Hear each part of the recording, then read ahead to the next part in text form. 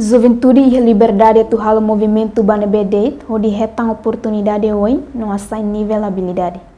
Número Juventude e Timor-Leste nebe barak, sai potenciar recurso humano bot, ba útil desenvolvimento. Secretário de Estado Juventude no Desporto, Abraham Saldanha Cole ida neba jornalista Sira, foi em seminário nacional e a salão CNE Kai Cole Dili, quarta-feira, Loroncia, fulang novembro, tinang Nia hateteng, colhe conama desafio Sira ohin lorong, Jeven Sira hasoro no esperança, no oportunidade Jeven Sira, bele prensa e a livre.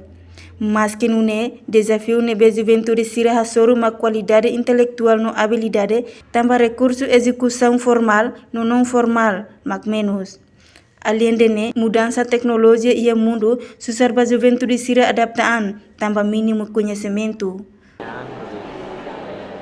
Frente desafio será e a mais cultura mais. Dene maka conclusão nebe makia ita nessa jovem ita hare situação ser beta agora enfrenta carva dene nessa frente no desenha e tem futuro com esperança também ultrapassa desafio ser beta.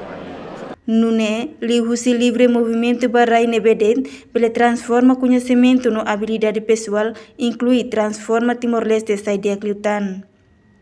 Colher com a juventude tempo ulu, minha dehang, car meting valores resistência no sira ia amor de pátria.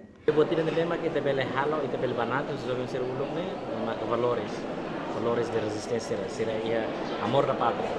Até mas dia importante memorização. Ter dedicação.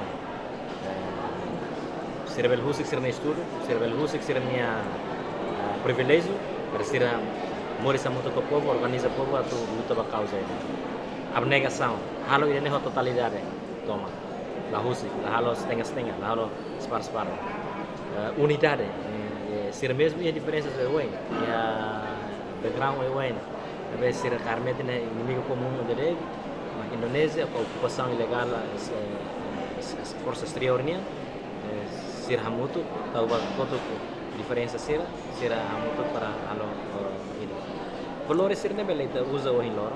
Reportagem Epifânia de Carvalho, Televisão Timor Post.